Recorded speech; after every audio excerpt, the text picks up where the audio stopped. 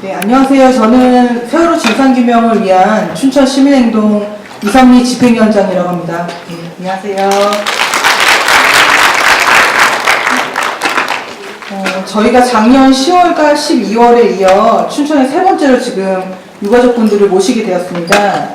이번 콘서트는 유가족분들뿐만 아니라 금요일엔 돌아오렴 책을 집필해 주신 작가님과 세월호 참사 국민대책위 그리고 삼성 반도체 피해자 가족까지 참여해서 더욱더 풍부하게 좀 이야기를 풀어보려고 합니다. 이번 콘서트는 유가족들과 함께하는 토크 콘서트로 춘천 문화예술인들과 춘천 시민들이 합창을 또 준비를 해주셨어요. 그래서 좀 풍부하게 공연을 준비를 했고요. 들어오시면서 리플렛을 받아보셨죠? 리플렛을 보시면 공연 순서를 참조하실 수 있습니다. 앞으로도 이제 4.16까지 일주기 행사가 진행이 될 건데요. 많은 분들의 관심을 부탁드리겠습니다. 첫 번째 순서를 진행을 하도록 하겠습니다. 여는 마당으로 춘천에 그 카톨릭 신자분들이 상당히 많으시거든요. 이런 그 신자분들이 네이버 밴드 모임을 만드셔서 그 세월호 유가족들을 위한 기도도 계속 해주시고 계시고요. 이번에는 연은 공연으로 시민 합창단을 조직을 하셔서 지금 공연 준비를 하셨어요. 그래서 어제도 오셔서 리허설도 되게 열심히 해주셨거든요. 큰 박수로 맞아주시기 바랍니다.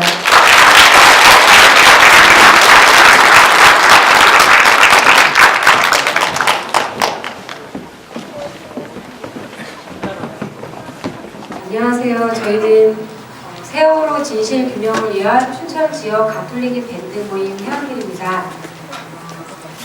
춘천에 있는 신부님, 수녀님 그리고 신자들이 함께 잊지 않고 기도하고 활동한 덕에 모였고요. 오늘 저희들이 음악인들이 아니기 때문에 노래는 많이 부족하지만 귀가 아닌 마음으로 들어주신다면 저희들의 진심이 잘 전달되리라 믿습니다. 앞으로도 저희 함께 잊지 않고 기도하고 행동하겠습니다.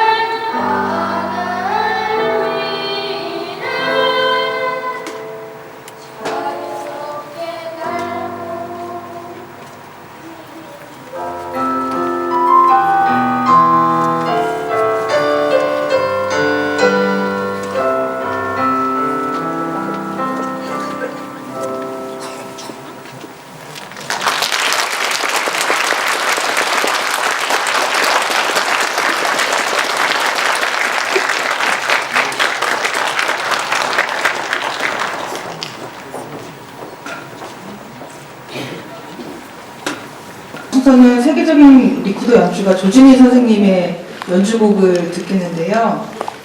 선생님께서 두 곡을 준비하셨다고 합니다. 희생된 사람들과 유가족들을 생각하면서 눈물의 파반드라는 곡을 첫 곡으로 연주를 해주실 거고요. 두 번째 곡은 희망적인 메시지를 담은 나이팅게일을 연주해 주시겠습니다. 박수로 맞아주시기 바랍니다.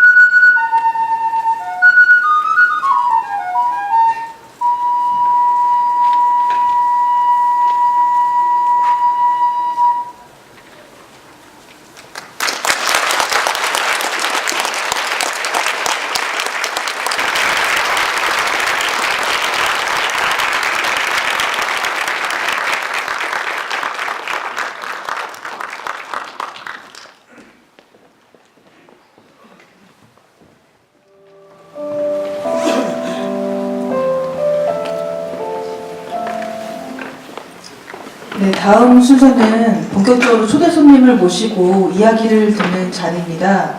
먼저 사회자를 소개시켜 드리겠습니다. 강원대 정치외교학과 김기석 교수님께서 수고를 해주실 예정인데요. 박수 맞아주시기 바랍니다.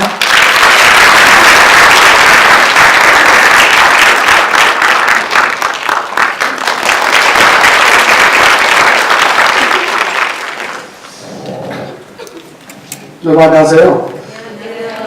제가 오늘 사회를 맡은 강원대학교 김기석 교수입니다. 일단 오늘 날씨도 쌀쌀하고 한데 이렇게 많이 봐주셔서 너무 감사합니다.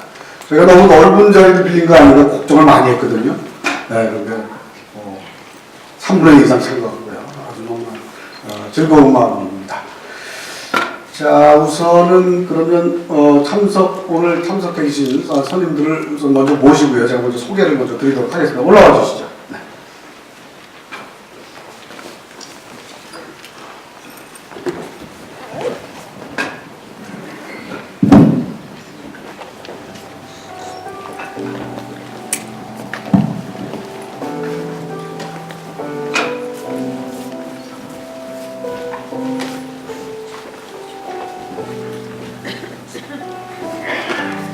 운동 차려, 경례.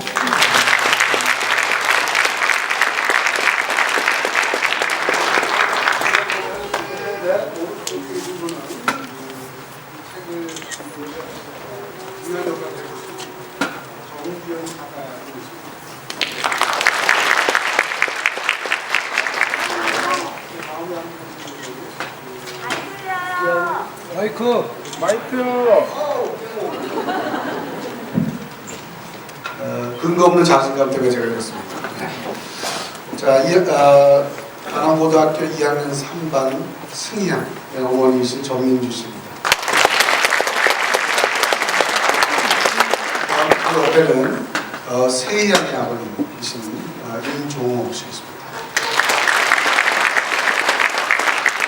그 앞에는 도원양의 어머니이신 이지성 씨입니다.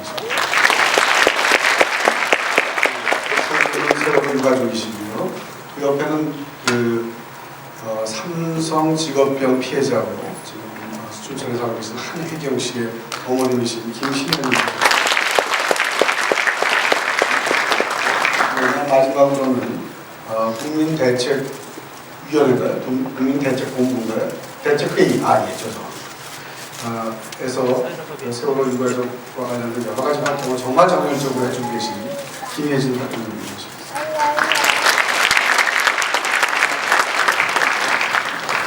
오늘 이렇게 머리까지 와주셔서 정말 감사드립니다. 진행 방식은요, 제가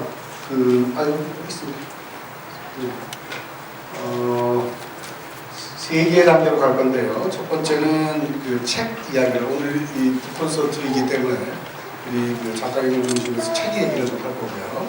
그다음에 두 번째는 사람 얘기, 유가족들 그동안에 여러 가지 이야기 할 거고요. 세 번째는 앞으로 우리가 어떻게 해나갈 건지 앞날에 대해서 조금 얘기할 거고요. 이렇게 세 가지 단계로 얘기를 할 거고요.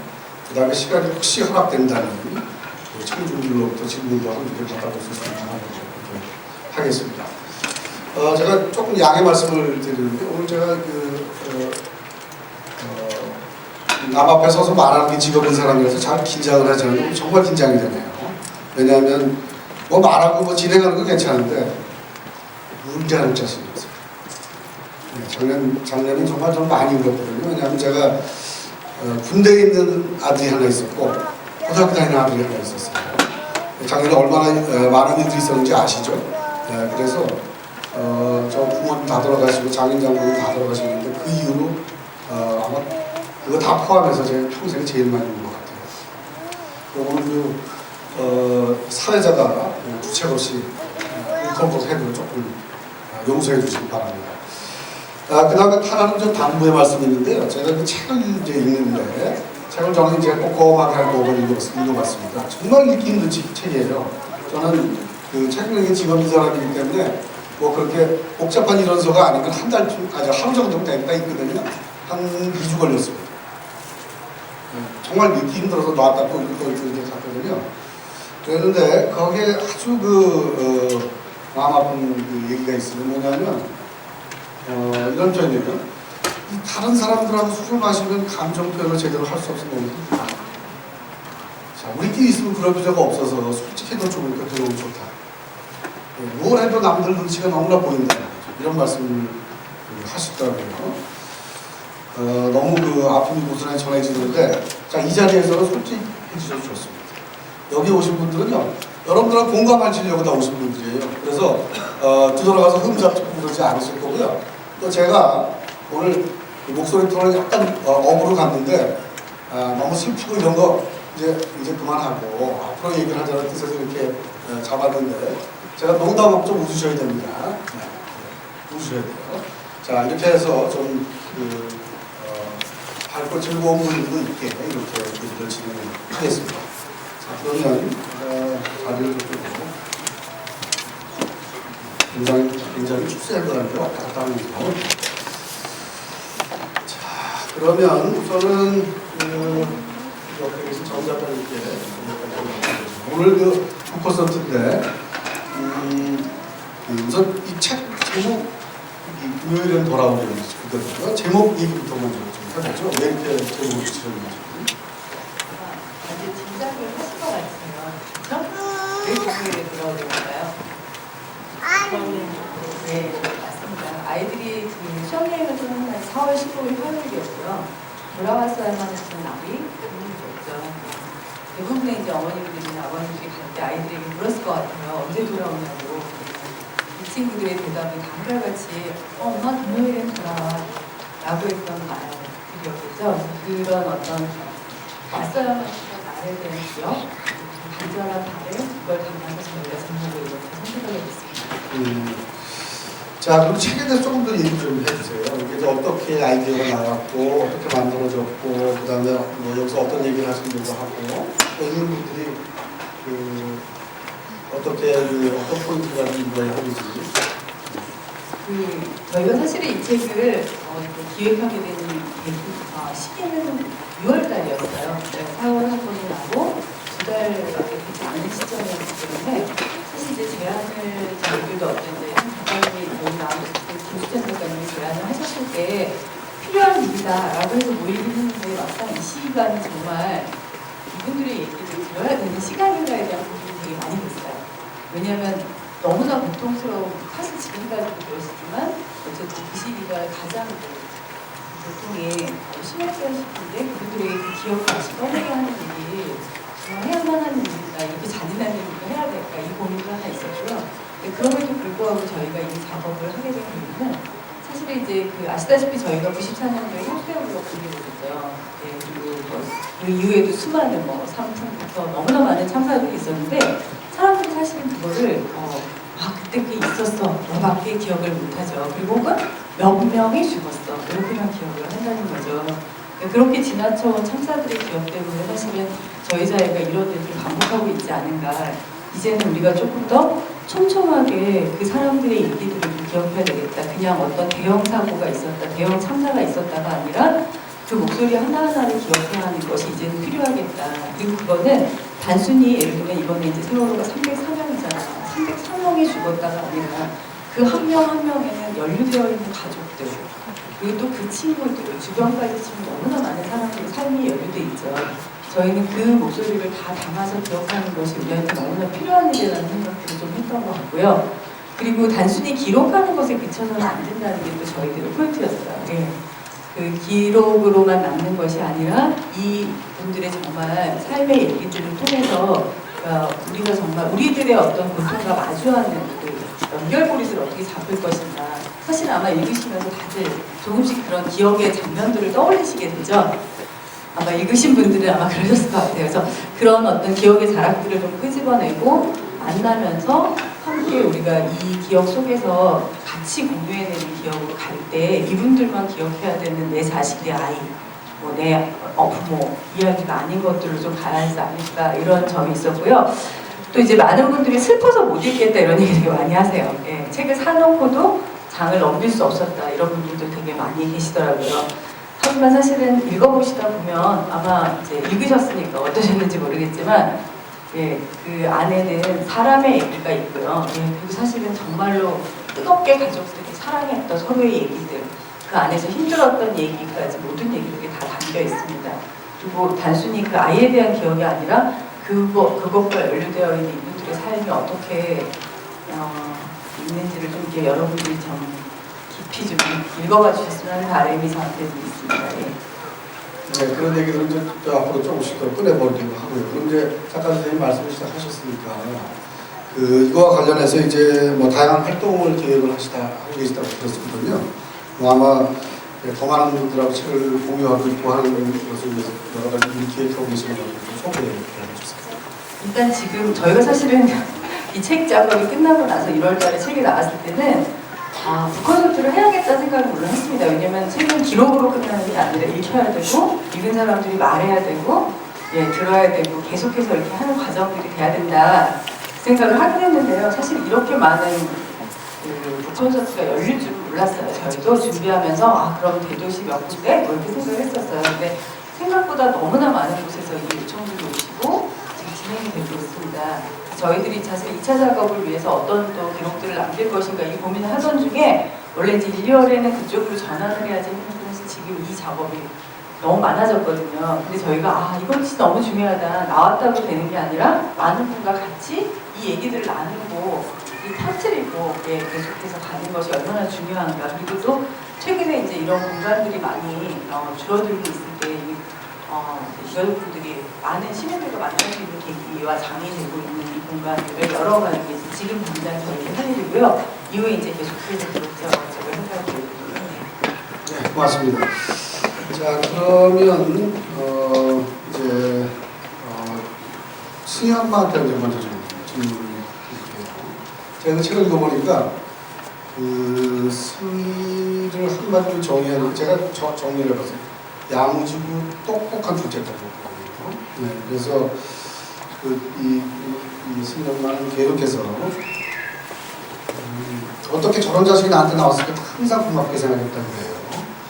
이제 그런데 한순간에 이렇게 되신 거고 그 이후로 이제 여러 가지 뭐 후회스러운 감사함 이런 것들을 표현하셨던데 그런 얘기 조금 어떡하나 이거 어떻게 이러지 않으려고 그랬는데 네. 세상에는 정말 귀하지 않은 자식이 없는 것 같아요. 억만국을 쳐도 바꿀 수 없는 정말 소중한 자식. 저도 그랬고요. 저희 딸 승희는 어렸어부터 정말 똑똑하고 야무졌어요. 정말 크면서 철도 빨리 들었고 말 한마디 한마디 항상 기특했거든요. 그런 딸을 바라보면서 저희 아빠도 너무 가분한 딸을 할 정도로 너무나 예쁘고 사랑스럽게 키웠어요. 그런데 어느 날 그 딸이 제 곁을 떠나버렸어요. 아무 이별도 없이.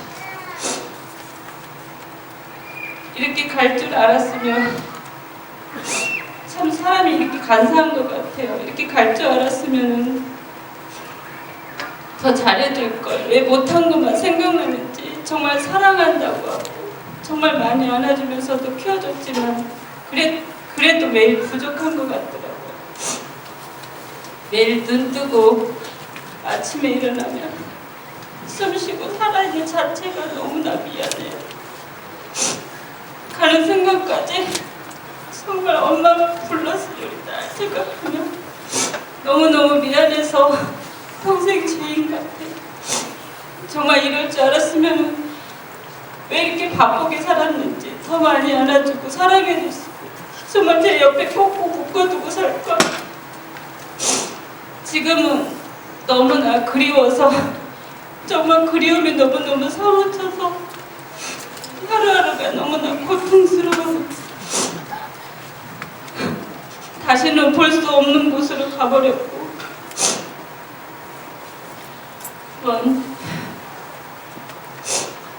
우리 승희가 했던 17년 동안 저하고 같이 했던 그 수많은 시간들이 너무나 주마등처럼 흘러가 버렸고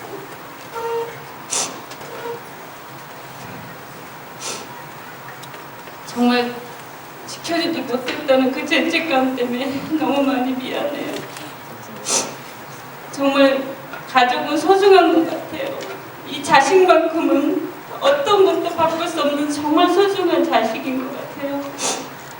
이 참사로 인해서 저희가 이렇게 고통을 받았지만 정말 지금 앞에 계신 분들 또한 정말 내 아이 한 번이라도 더 안아주고 더 많이 사랑해주면서 살았으면 좋겠어요. 정말 후회하지 않게. 네. 네. 자, 그러면 그 책에 보니까 뭐 편곡항에 내려가셔서 지켜주지 못한 것에 대한 죄책감 같은 걸 굉장히 많이 이제 하셨더라고요. 정부가 한 약속을 믿고서 따랐다가 아무것도 못 해주고 그런 경험을 하셨던 것 같아요. 그런데 이제 승리 장애를 치고 나서 바로 이제 거리로 나오셨어요. 그래서 뭐 이제 서명운동도 하시고 광화문에도 나오시고 대농성에도 굉장히 열심히 참여를 하셨거든요. 자, 지금까지 이렇게 해오시면서 사실 주변분들한테 많이 위로도 받으시고 또 때로는 그 질책도 받으시고 뭐 그랬던 것 같은데 그런 얘기를 조금 좀 해주시죠. 네, 지금 벌써 사고 난 지 1년이 다 돼갔는데 아시다시피 하나도 해결된 건 없어요. 어른들의 잘못으로 영문도 모른 채 그 수많은 아이들이 죽어갔는데 아직도 밝혀진 건 없고 저희들은 아직도 그날의 기억 속에서 헤어나질 못하고 있어요. 그런데 다들 그만하라고 하고 세월호가 뭔데 그러냐고. 저도 정말 그만하고 싶어요. 이런 일을 만든 이 나라도 싫고 다 원망스럽고 행복하게 잘 살았는데 하루아침에 제 가정을 다 깨버렸어요. 그런 말을 할 때마다 저 또한 다 남의 일이라고 생각했어요. 내가 이런 일 당할 줄은 꿈에도 몰랐어요. 너무 멀쩡한 자식, 너무나 아까운 자식을 이렇게 일거려서도 그동안 이 나라에서 사건 사고 날 때도 정말 한 번도 제대로 보지 못했거든요. 그런데 이 일을 겪고 나니까 그런 사람들이 많더라고. 저도 그랬으니까요. 하지만 그런 상처 속에서도 그 바다 속에서 정말 엄마 아빠 부르고 가슴 우리 애들 생각하면 그런 말은 아무것도 아닌 것 같아요. 그리고 또한 지금까지도 이렇게 올 수 있었던 거는 정말 도와준 사람들도 너무 많았어요. 늘 잊지 않겠다고 손잡아 주시고 힘내라고 손잡아 주시고 정말 내 일처럼 내 자식처럼 보듬어 주신 많은 국민들이 있었기에 여기까지 온 것 같아요. 항상 감사하게 생각하고 살아야겠다고 생각해요. 네, 쉽지 않은 건데 조금 한 가지만 더 여쭤볼게요. 제가 책을 읽어보니까 이제 승희 언니 승아가 있죠. 승아 걱정을 많이 하셨어요. 그래서 지금 승아가 어떻게 하고 있는지 사실 개인적으로 상당히 궁금한 부분도 있고, 그다음에 사실은 뭐 비단이 승희뿐만 아니라 형제 자매를 가진 그 집들이 많았을 텐데 이분들이 지금 어떻게 하고 계신지, 그 다음에 또 뭐 예를 들어 필요한 게 있다면 어떤 도움 같은 것이 필요한지 좀 얘기해 주세요. 네, 사고 나고 생존자들은 정말 정신치료보다 정말 적극적인 지원들이 많이 갔어요. 지금도 그렇게 하고 있는 걸로 알고 있고요. 그러나 그 사고 난 이후로 형제자매들은 챙길 시간이 없었어요. 엄마 아빠들은 다 장례 치르고 나와서 일단 너무 억울하게 죽은 자식들이 있기에 그 아이만 생각하고 나와서 서명 운동하고 다니느라고 너무나 바빴거든요. 그런데 어느 날 우리 큰 승아가 매일 울고 있는 것을 보았어요. 그래도 그냥 과정이라고 생각했어. 이겨내리라고. 그냥 마음은 아프지만 놔뒀어요. 그런데 어느 날 책상에 그림의 한 장이 들어있더라고요. 울고 있는 승아가 승희를 보면서 동생한테 가고 싶다고 가슴이 덜컥 내려앉았어요. 내가 너무나 잘못했구나. 나만 생각했구나. 나만 힘든 것만 생각하고 남아있는 내 큰딸까지 죽일 뻔했구나. 너무너무 미안했어요. 그날 정말 세상을 원망하고 이 나라를 원망하면서 내 자신을 원망하면서 정말 많이 울었어요. 승아를 데리고 병원을 데리고 다니기 시작했어요. 상담도 받고 약도 먹고. 그래도 달라진 건 없더라고요. 그때가 고3이었어요. 정말 많이 힘들어했어요. 매일 한 입을 넣고 어렸을 때부터 연년생이었는데 쌍둥이처럼 컸었거든요. 그 동생이 없다는 그 사실로 매일 이렇게 힘들어했어요. 그렇게 어렵게 고3을 보내고 지금은 대학에 들어가서 다니고 있어요. 지금도 내색은 안 하지만 저한테 많은 위로를 해주면서 더 어른스럽게는 하고 있어요. 그래도 승아가 지금 제가 이렇게 되돌아보면 이 세상을 우리 승아 또한 평목항에서 우리 승희를 찾아서 데리고 와서 장례 치를 때까지 그 일주일 동안 정말 보지 못할 것을 다 보고 왔거든요. 그래서 이 세상에 대한 원망이 워낙 크고 좀 비관적이에요. 인생에 희망이 없다고나 할까? 그냥 살다 죽을 거라고.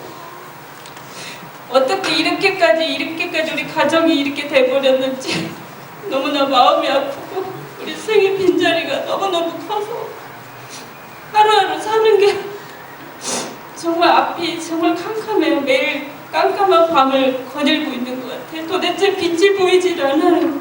어떻게 살아야 될지.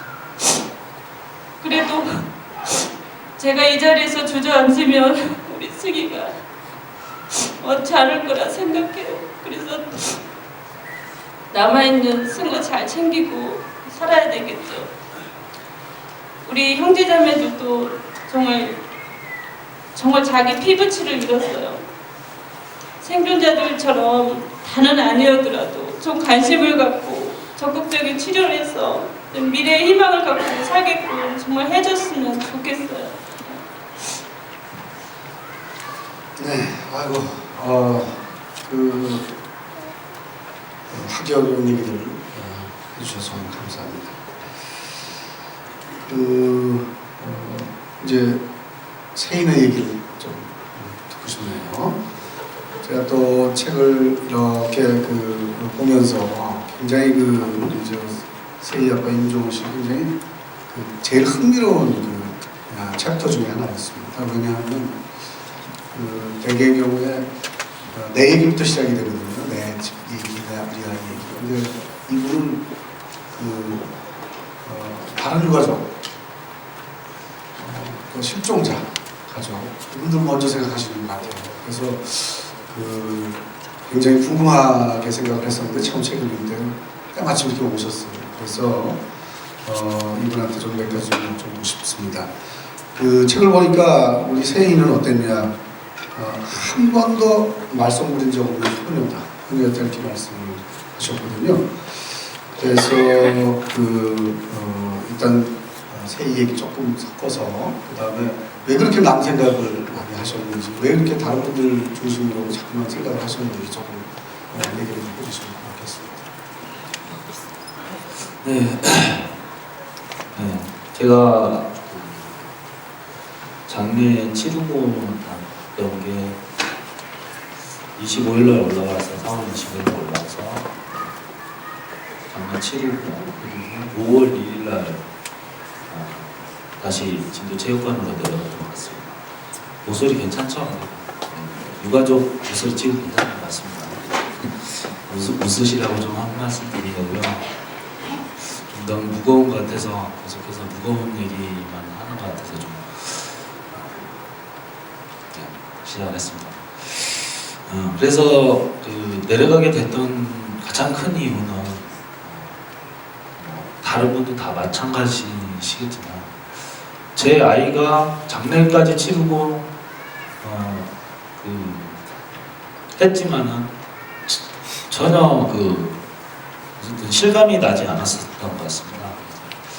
불과 얼마 전까지만 해도 마찬가지였었고요. 진도에 있을 동안은 내 딸이 옆에 없다라는 생각이 느껴지지 못했어요. 왜냐하면 계속해서 진도 체육관에 있었기 때문에 집에 없기 때문에 그런 생각이 들었는지도 모르겠습니다. 그래서 제일 먼저 생각이 됐던 이유는 장례를 치르고 나니까 바로 생각났던 부분이 진도에서 내가 갖고 있었던 절박감, 간절함이 있었던 마음이 생각이 나더라고요. 그래서 내가 진도 체육관에 최종적 맨 마지막에 남는 사람이 되면 어떻게 하나라는 그런 불안감이 생겼던 게 미세이가 169번째 올라왔는데요.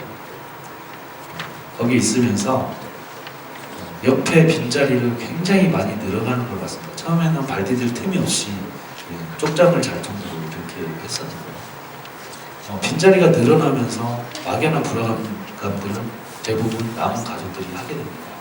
제가 여기에서 맨 마지막에 못 참고 남아 있으면 어떻게 하나라는 그런 불안감들 때문에 옆에 나 하나라도 좀 있어주자. 최소한 내 옆에 있었던 그 가족들이라도 찾을 때까지 좀 있어주자라는 생각이었습니다. 아직도 나오지 못한 현철이가 그리고 또 옆에 계시던 양승진 선생님, 사모님이나 그 자녀들이 같이 있었는데 며칠 동안이었지만 그 짧은 시간에 같은 아픔을 갖고 있었고 우리 아이들 얘기를 하면서 굉장히 좀 공감대가 만들어졌던 것 같아요. 그래서 올라올 때 하는 얘기가 먼저 올라가서 죄송합니다라는 얘기를 했었고요. 그리고 먼저 찾아서 가서 축하한다라는 얘기까지 했었습니다. 이게 바로 대한민국의 현실이었던 것 같아요. 그게 축하받을 일이고 미안해할 일이 절대 아니거든요. 대한민국에서는 그런 상황이 만들어졌었습니다. 어쨌든 그런 아픔들을 가지고 있는 것을 두고 떠날 수가 없었고요. 그래서 최종적으로 제가 10명 남아있을 때까지 있었는데요. 그러다 보니까 점점 빈자리가 늘어나고 13명, 14명 이렇게 남아있을 때는 정말 더 거기를 못 떠나거든요. 왜냐면 그 바지선에 가서 작업하는 모습들을 봐야 되고 또 그 아파하는 가족들의 모습도 봐야 되고 힘들어하는 모습을 봤습니다. 그러면 정부가 제대로 인양을 하는지 그 실종자 수색을 하는지도 지켜봐야 되고 또 무슨 나쁜 짓을 할지 모르니까 CCTV도 그 메모리나 이런 하드를 다 몰래 빼서 숨겨놨던 그런 것도 다 우리 가족들이 찾아서 다시 올려보내주게 됐던 이런 상황들이 연출이 되다 보니까 절대 믿을 수가 없었던 그런 부분이다 보니까 작업하는 모습을 다 지켜봐야 했습니다. 너무 힘들어하는 가족들이 그거까지 하기에는 너무 힘들었습니다. 그래서 내가 있는 동안에는 좀 최소한 그런 부분을 같이 해주자라는 생각에서 제가 135일째 되던 날 올라왔어요. 물론 지금 직장생활을 하고 있기 때문에 회사를 다녀야 됐기 때문에 또 직장보험도 있고 해서 올라왔는데 결론은 그분들이 찾는 모습을 보고 올라왔어야 되는데 못 보고 올라왔죠. 그래서 그 와중에도 가족들이 지내는 상황들이 너무 힘들었습니다.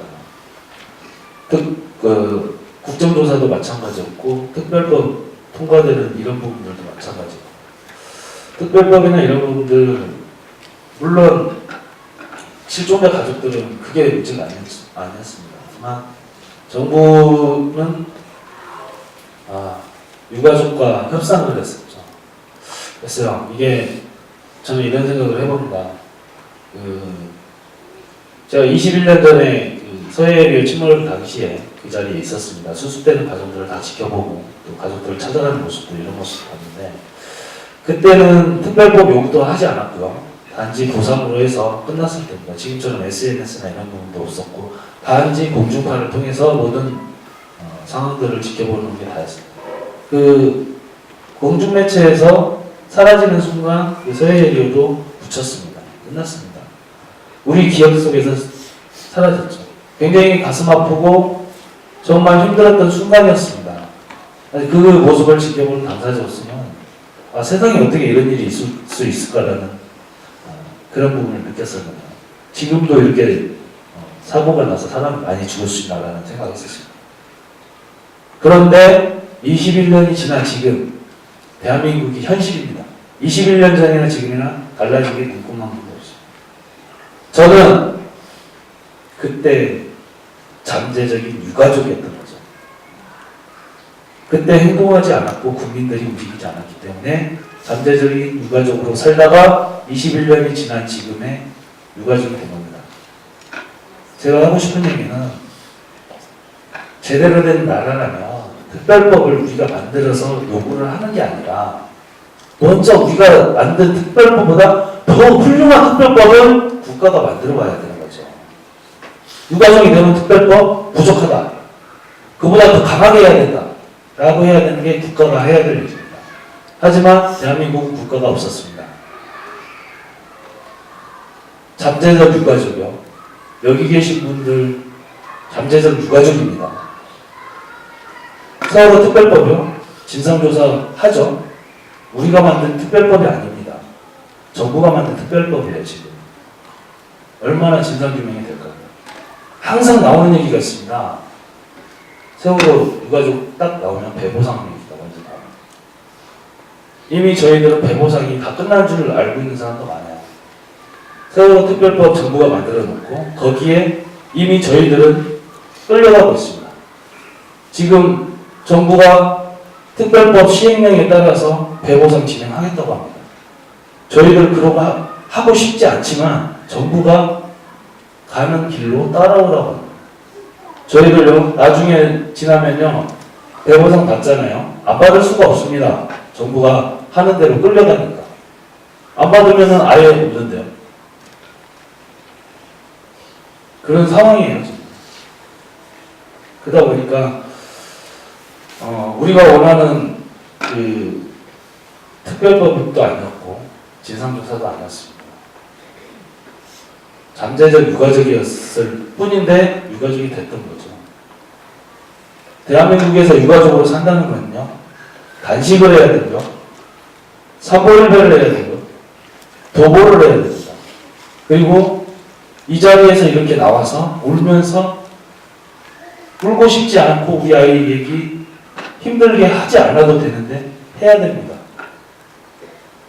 여기 계신 많은 잠재적 유가족 여러분, 제발 유가족이 되지 마시기를 간절히 바랍니다. 그러기 위해서는 어떻게 해야 될까요? 저희들은 이미 유가족이고요. 싸워야 될 힘도 없고요. 단지 내 자식이 어떻게 억울하게 죽었는지 그게 알고 싶은 거예요. 그렇기 때문에 이런 힘든 일들을 하고 있습니다. 우리 잠재적 유가족으로 생을 마감하시고 싶으시면 우리 여러분들께서 힘을 내셔서 제대로 된 정부, 제대로 된 국가를 만들어가야 된다라고 생각이 되기 때문에 제가 했던 행동들이 우리 가족들이 해가는 싸움이라고 생각이 됩니다.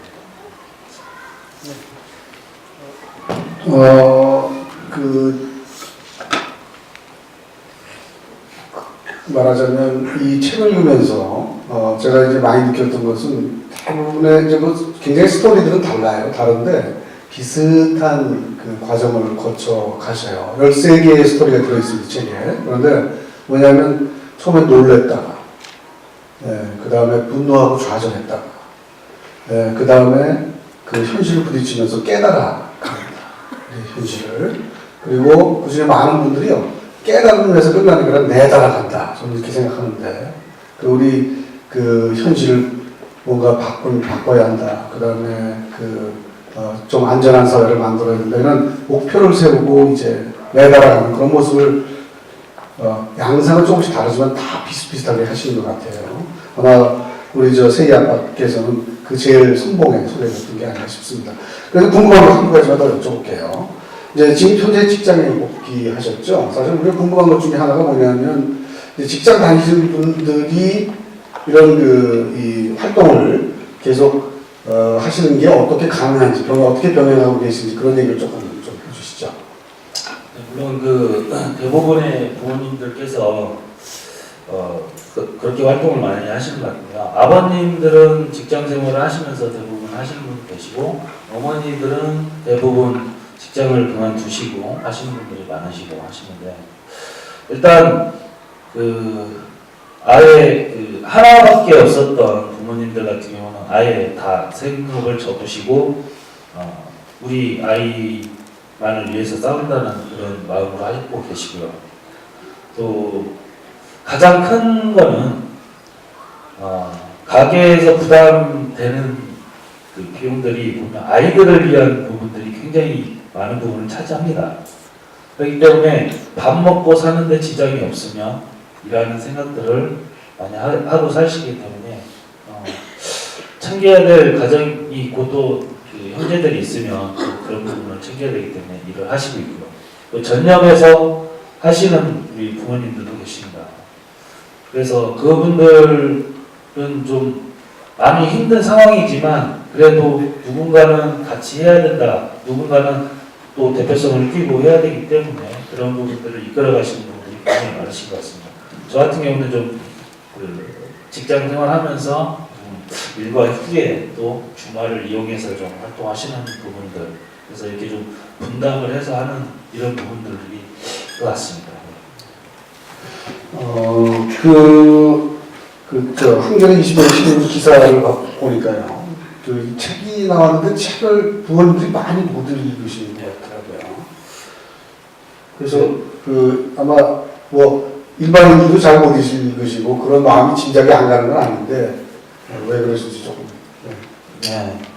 저 같은 경우는 많은 부모님들도 좀 공감을 하시는 내용들도 계실 건데요. 우리 아이들 얘기를 하다 보면 다들 이제 우리 가족들끼리 있는 데서는 많은 얘기들을 하십니다. 평상시 다른 분들하고 얘기할 때처럼 하죠. 근데 내가 아닌 우리 가족들이 아닌 다른 분들과 얘기하시는 게 굉장히 힘들어하세요. 농담도 못하겠고요.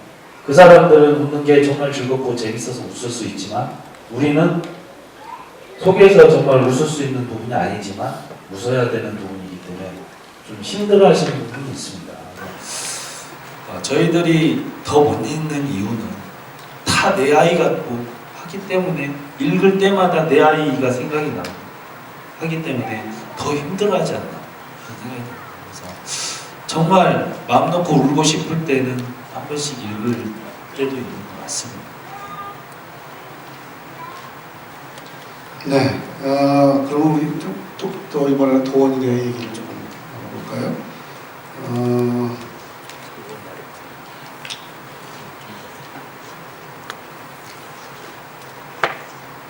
조금 이제 가라앉혀야 되니까 조금 기다려주세요. 네. 저도 자꾸 울컥울컥합니다 지금.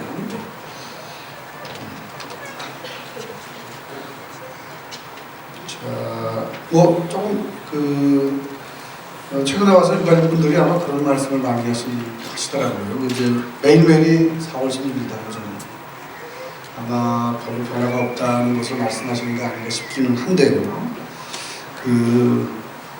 도원이는 제가 책을 읽다 보니까 다재다능하고 예쁜 딸이었어요. 지금 어머니 얼굴도 그럴 것도 같고. 자, 그래서 도원이가 이렇게 갑자기 떠나고 난 다음에 어머니의 매일매일이 어떠신지 조금 설명을 좀 해주시면 어떨까 싶습니다. 저희 엄마 아빠들은 4월 16일 항상 지금 그대로입니다. 4월 16일 날 전원 구조란 오보에 학교 연락을 문자를 받았습니다. 문자를 받는 순간 모두가 전원 구조가 된 줄 알았고요. 그래서 다 행복함으로 봤습니다. 그때도 저희 유가족, 그리고 엄마 아빠죠. 단원 엄마 아빠의 모든 귀와 눈과 입을 다 막았습니다. 그것은 정보와 해경과 언론입니다. 지금 떨어지면 1년인데요. 1년 전에 시점도 지금도 언론은 저희들 유가족과 그리고 대한민국 모두의 눈과 귀와 입을 다 막고 있습니다. 저는 항상 그렇게 얘기를 하죠. 저 또한 마찬가지고 매일매일이 4월 16일이다. 시간은 멈춰져 있다. 이 시간을 멈추어져 있는 시간을 다시 시간을 흐르게 하기 위해서는 우리 국민들이 도와주셔야 된다. 라고 항상 외치고 다닙니다. 그래서 많이 도와주고 계시잖아요. 그죠? 그리고 많이 움직였습니다. 저 또한 우리 노원이 따뜻한 곳을 보내주고 난 다음에 매일매일 진짜 투사가 된 마음으로 전공을 다니고 있고 지금도 다니고 있습니다. 이 투사 아닌 투사가 됐고 유가족 아닌 유가족, 되고 싶지 않은 유가족이 된 저희 엄마 아빠들은요, 4월 16일 날짜를 흘려보내고 싶습니다. 그 시간을 흐르게 하기 위해서는 여기 춘천 시민분들 그리고 대한민국 국민 모두가 한 마음으로 외쳐주신다 그러면 그 시간은 흐를 것 같습니다. 네, 최근에 그 세월호 인양을 요구하면서 이제 안산에서 풍목까지 이제 가족분들 또 많은 분들이 다른 분들이 참여해서 이제 서로 도보를 하셨는데 인양 얘기를 조금 우리 해보죠. 지금 사실은 인양과 관련해서 이런저런 이제 그 반대하는 의견도 나오고 있고요. 그래서 우선 그 인양이 어떤 의미를 갖는 건지 특히 유가족들에게 그렇고 진상규명에게 그렇고 그런 부분을 좀 한번 좀 얘기를 해주시겠습니까? 이번에 도보를 19박 20일로 이제 완주로 도보를 이제 했습니다. 도보를 하는 목적은 제일 첫 번째 목적은 우리 실종자를 사랑하는 가족품에 안겨드리는 것입니다. 그리고 두 번째는 세월호를 선체 보존 인양하여서 우리 아이들 억울한 죽음을 밝힐 수 있는 진실을 인양하자는 것이었습니다. 작년 6월 달쯤이었을 거예요. 제가 수원역에서 그때 이제 그 간담회를 좀 했었습니다. 발언을 했는데 저도 까맣게 잊고 지냈던 거 작년 여름이었으니까 6월 달쯤 밤탈 입었었는데요.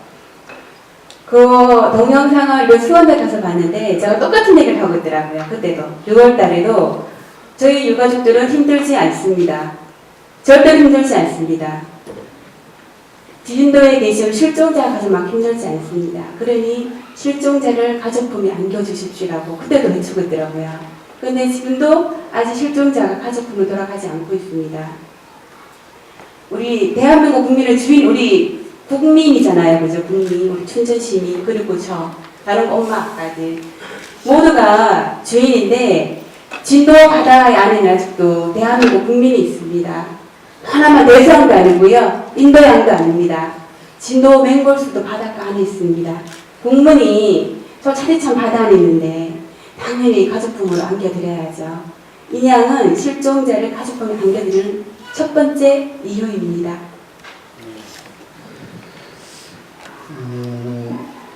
사실은 인양과 관련해서 이제 이런저런 논의가 나오고 있는데 그 중에 중요한 것 중에 하나가 혹시 그 진상 규명을 이제 이 실종자 가족분에 안겨준다는 의미 외에도 이 진상 규명을 위한 뭔가 그 증거 같은 것들이 혹시 있을 수도 있다라고 하는 생각들을 많이 하고 있는 것 같아요. 물론 없을 수도 있습니다. 너무 오랫동안 오래 있었기 때문에. 근데 그런 것 때문에 아마 지금 주로 돈 문제 가지고 자꾸 이제 너무 돈이 많이 든다는 그 이유, 국민들 세금을 왜 이런 데 쓰냐, 뭐 이런 식의 이제 주장을 가지고서 은근히 반대 논의를 자꾸 펴고 있는데요. 생각보다 그렇게 돈 많이 드는 거 아닌 것 같고요. 그 다음에 오히려 그런 것 뒤에 그런 다른 의도가 숨어 있지 않나 그런 생각들을 사실 많이 하시는 것 같더군요. 보니까 글을 지금 쌍용차 등록공자들 응원하는 글을 기고를 하셨더라고요. 거기에 보면은 본인의 말하자면 반성 같은 게 담겨 있어요. 제가 아까 깨달음을 얻어나가시는 과정들을 봤다고 그랬는데 과거에 자기가 직장 다닐 때 했던 이 행동들에 대한 반성을 하면서 이제 이분들을 좀 소원해달라 이런 부탁을 하는 글을 올리셨거든요. 그 얘기 조금 좀 해주시죠. 네. 제가 결혼하기 전에 대기업 관리과 총무부서에 근무를 하고 있었습니다. 그 당시에는 사실 노조의 중요성을 느끼지 않았을 때였고요. 근데 현장에서부터 먼저 노조의 움직임이 일어섰습니다. 저는 이제 부산에서 직장생활을 했었고요. 그런데 노조의 움직임이 일었는데 회사에서 노조 결성을 반대해서 결국은 노조를 이루지를 못했습니다. 그 당시 사무실 직원들도 그렇고 모두가 노조의 중요성 몰랐거든요. 그때 우리 세월호 대참처럼 우리 단원고 학생 250명, 총 희생자 304명인데요. 이 큰 참사를 당하고 나고 보니까 그때 진짜 노조가 결성이 돼서 이윤보다는, 기업의 이윤보다는 생명이 먼저 이 대한민국을 만들었다 그러면 이 대한민국 부정부패에 쥐들린 우리 기성세대가 사실은 부정부패에 대해서 무기를 줬던 겁니다. 이런 나라가 만들어지지 않았다면 우리 도원이가 내 곁에 아직까지 살아있지 않을까, 그 생각을 많이 했습니다. 많이 했고요. 그리고 이번에 도보를 하면서 평택을 들렸어요. 평택에 이제 와락이라는 곳에서 저는 이제 하루를 잠을 청하게 됐는데, 거기서는 이제 평택 쌍용 자동차 해고자 이제 분들과 직원들이 운영하는 곳이세요. 근데 그분들도 지금도 꼴통농성으로 힘드신 가운데도 저희들 눈물을 닦아주시고 따뜻하게 안아주셨거든요. 그래서 참 많이 반성을 했습니다. 그때 내가 아가씨 때 노조를 결성해서 생명이 먼저 이 나라를 만들었다 그러면 지금처럼 차례차 꼴통이 농성하지 않아도 되고요. 그리고 우리 아이들처럼 이렇게 억울한 희생을 당하지 않았을까, 그 생각을 많이 합니다. 네, 그렇군요. 네. 자, 그러면 이번에는 그 옆에 앉아 계신 우리 황혜경 씨 어머니 김신영 님께 몇 가지 좀 여쭤보겠습니다. 사실 아까 잠시 소개드렸는데요. 이 황혜경 씨는 이 삼성에서 일하다가 뇌종양 이렇게 돼서 지금 투병 중입니다. 정말 오늘 어려운 발걸음 해주셔서 감사드리고요. 우선 우리 혜경 씨 근황을 조금 얘기를 해주시죠.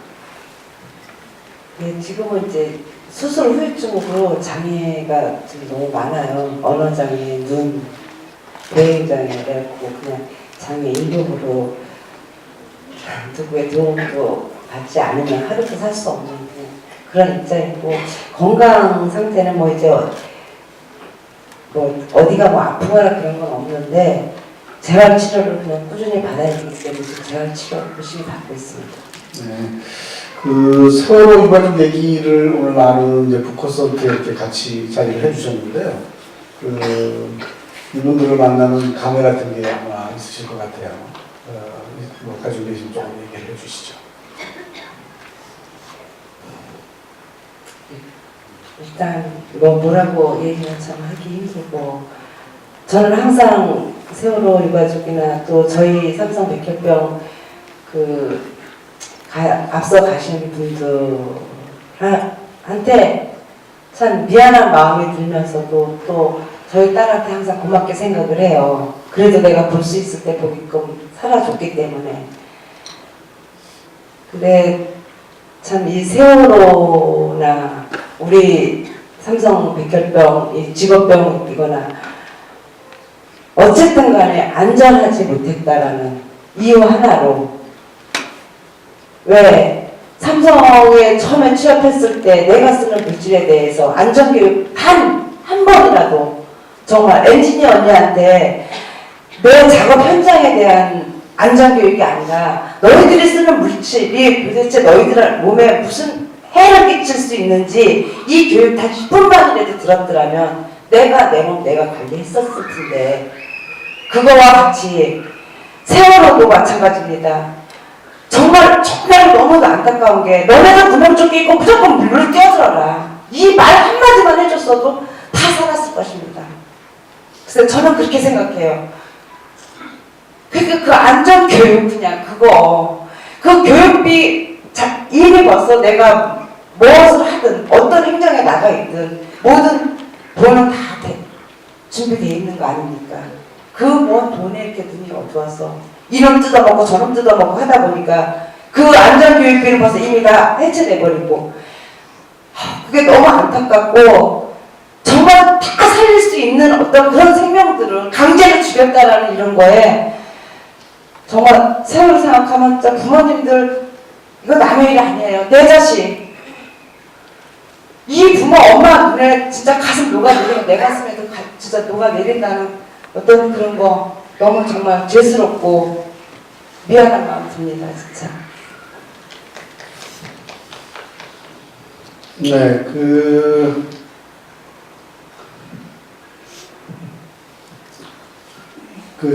지난번에 황유미 씨 기억하시는지 모르겠습니다. 똑같은 탐정 피해자고 또 하나의 약속이라는 영화의 주인공이었죠. 그래서 그 아버님, 황상기 아버님이 이제 딸하고 약속을 지키기 위해서 8년 동안 계속 싸우셨죠. 그래서 그리고 또 우리 책에도 보면 단원고의 박수현 군 아버님께서 진상규명하고 이렇게 싸워가는 것이 아들이 나한테 준 숙제라 이렇게 얘기를 하고 있어요. 자, 지금 제가 조사를 해보니까 2심까지도 이제 산재를 인정을 못 받으셨죠. 지금 완전히 끝났습니다. 대법원도 완전히 끝났습니까? 네. 제가 이게 사실 사진을 하나 이렇게 넣어왔는데요. 이전에 건강한 때에 혜경 씨하고 지금 혜경 씨 모습을 보면 어머니 마음이 어떨까 그런 생각을 참 많이 했었어요. 그래서 이렇게 말하자면 직업병 재해 이런 것과 사실은 이 4.16 참사가 아마 안전이라고 하는 지점에서 만나는 것이 아닌가 그런 생각이 들고요. 계속해서 이렇게 좀 적극적으로 안전을 위한 활동에 좀 참여해 주셨으면 부탁을 드리겠습니다. 또 우리 얘기 나누기로 하고요. 그래서 지금 시간 관계상 자 이제 앞으로 얘기를 조금 김혜진 활동가께 여쭤보도록 하겠습니다. 제가 이제 이렇게 조금 이게 북콘서트를 하려고 이제 조사를 하다 보니까 정말로 많은 일이 있었던 거예요. 1년 동안에요. 그런데 과제가 뭔가 한번 찾아봤습니다. 그랬더니 우선 진상규명을 해야 되고요. 그 다음에 선체인양을 또 해야 되겠죠. 그 다음에 지금 현재 이제 진상조사특별위원회가 막 이제 시작이 됐는데 앞날이 굉장히 험악하고요. 그 다음에 또 지금 선언이나 해경에 대한 재판 같은 것도 진행되고 있거든요. 자, 그래서 우선 이런 중요한 과제들 이런 것들을 우리 김혜진 활동가님께서 조금 정리를 해서 앞으로의 활동 계획 같은 것들을 조금 얘기를 해주시죠. 아무래도 이제 다들 특별법이 만들어지고 난 이후에 도대체 무슨 일이 있었을까 이제 굉장히 궁금해하실 것 같아서요. 그 상황을 조금 말씀을 드리고 뭘 함께 풀어나가야 될지를 좀 이야기를 하려고 합니다. 특별위원회가 공식 가동된 거는 3월 5일입니다. 정확하게 말씀을 드리면요. 17명의 특별조사위원들이 임명장을 받은 날짜가 3월 5일입니다. 특별법 만들어진 지 굉장히 오래됐잖아요. 근데 이제서야 간신히 이제 17명의 특별조사위원이 임명장을 받았고요. 특별조사위원들이 이제 시행령을 만들게 됩니다. 그래서 직제를 만들고 시행령을 만들어야 그래야 그제서 조사위원들을 선임을 할 수가 있게 됩니다. 그래서 조사위원들이 한 100에서 120명 정도가 더 뽑혀야 그때부터 본격적으로 특별위원회가 가동이 됩니다. 그런데 아직 시행령은 이제 만들어지지 못하고 있습니다. 처음에 가족분들이 추천한 특별위원분들이 먼저 시행령 작업을 했습니다. 굉장히 중요하기 때문에 한시라도 시간을 허투루 쓸 수 없다. 그래서 시행령을 만들고 있었고요. 직제에 대한 안을 조금씩 내고 있었는데 새누리당에서 추천한 의원들이 다 기억하실 겁니다. 세금 도둑이다 이러면서 이제 논의되고 있는 안을 언론에 이미 공개하면서 이제 세금 도둑이다 이렇게 이야기를 하면서 함께 논의하고 있었던 해수부 직원들이 전원 다 돌아가 버렸고요. 그런 우여곡절 끝에 이제 간신히 다시 직원들이 돌아오기는 했으나 이 직제 및 시행령과 관련한 논의가 다시 원점으로 돌아가서 이제 다시 얘기를 해야 되는 상황이기도 합니다. 그래서 아마도 한 달보다 훨씬 더 많은 시간이 흘러야 특별위원회가 이제 간신히 진행이 될 것 같다는 말씀을 먼저 드리겠습니다. 사실 이게 이렇게 어려운 과정이라는 거는 익히 다 예상하셨을 거라고 생각을 하는데요.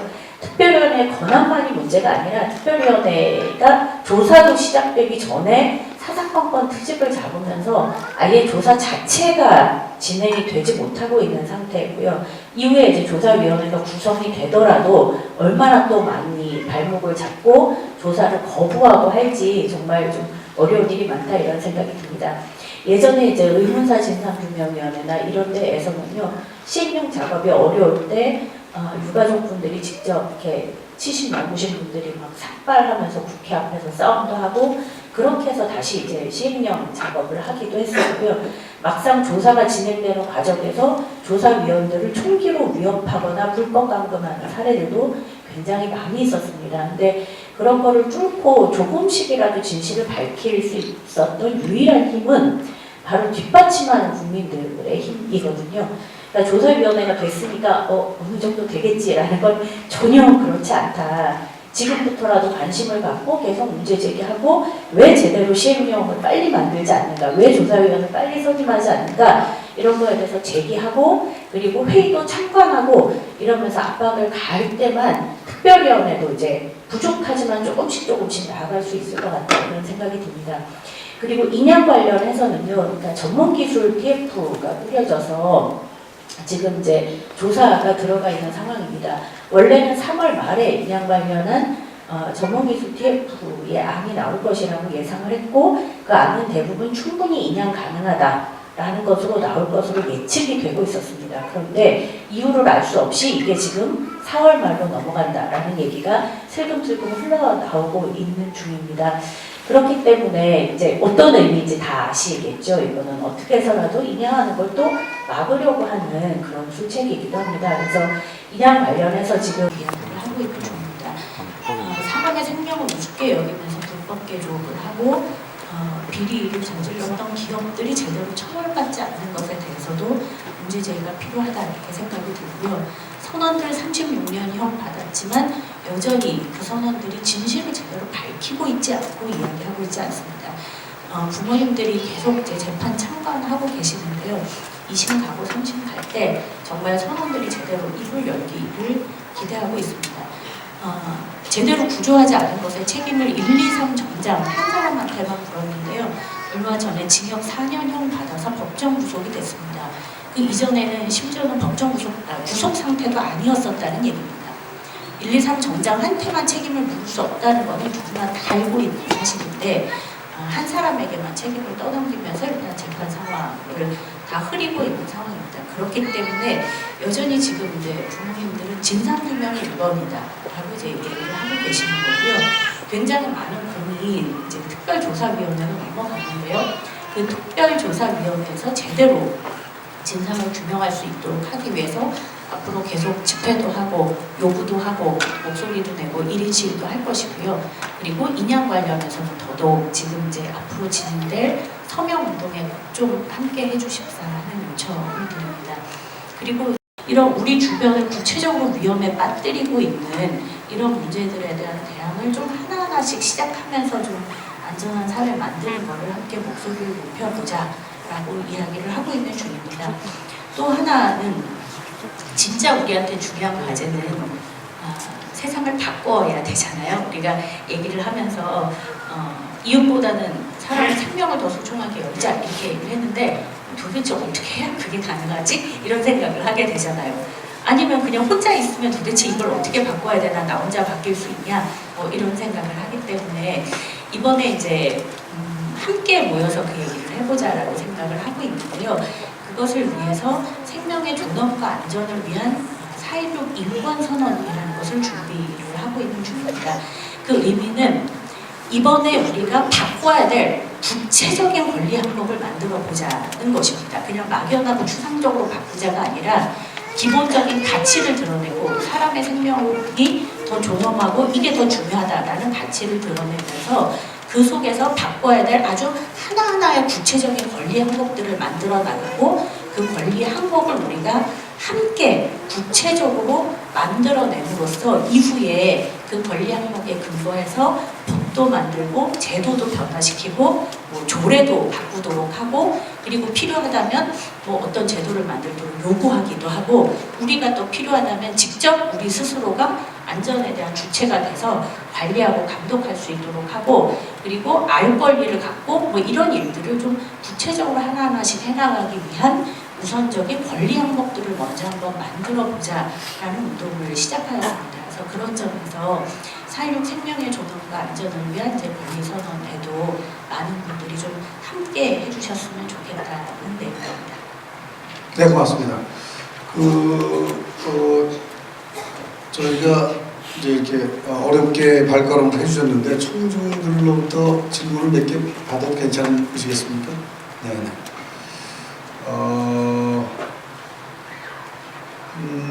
지금 시간으로 봐서 저희가 9시까지 여기 대관이 되어 있거든요. 시간으로 봐서 한 2개 정도 받으면 어떨까 싶은데요. 혹시 뭐 어떤 분한테도 좋으니까 저는 빼고요. 네. 혹시 뭐 궁금한 거 있으시면 좀 직접 대화를 한번 나눠보시죠. 손을 드시면 마이크를 전해드리겠습니다.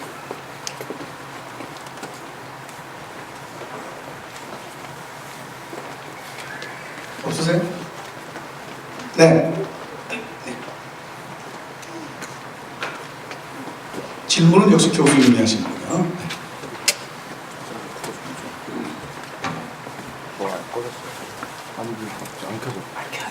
이거 한 칸 이게 마지막. 안 되는구나. 그래도 이거 한 칸.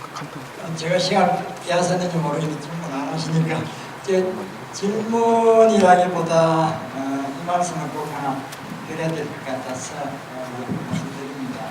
오늘 이 가운데학교 춘천 가운데학교 실사구 시간이 매우 빛나는 시간이었다고 저는 감히 말씀드리고 싶습니다. 제 느낌이 매우 진실 시간이고 우리가 살아있음을 느끼는 그런 시간이었다고 생각합니다. 그리고 이 자리는 누가 누구를 뭐라고 할까 도와달라는 그런 자리는 아니고 서로 도와야 하고 서로 치유해야 되는 그런 시간입니다.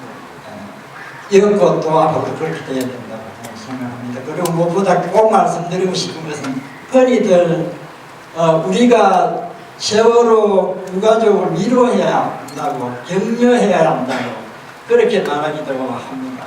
그 말은 분명 맞는 말씀인데 저는 늘 생각합니다. 우리가 어떻게 이런 시간을 가질 수 있었을까? 우리가 어떻게 이렇게 좀 전에 그 활동가께서 말씀하셨지만 안전한 사회, 모두가 존엄하게 살 수 있는 나라를 만들자고 말할 수 있는 이런 공간과 시간을 어떻게 가질 수 있었을까? 저는 그 1차적으로 그 선구자가 그 앞에서 분들이 그 아픔을 딛고 일어선 희생자 가족분들이라고 말씀드리고 싶습니다. 그런 점에서 너무나 오늘 이 춘천에 와주신 것을 진실로 환영하고 진실로 감사하다고 그렇게 말씀드립니다. 그리고 꼭 갇히지 마시고 밝은 햇빛으로 나오시고 건강을 잘 추스리시고 오래오래 길게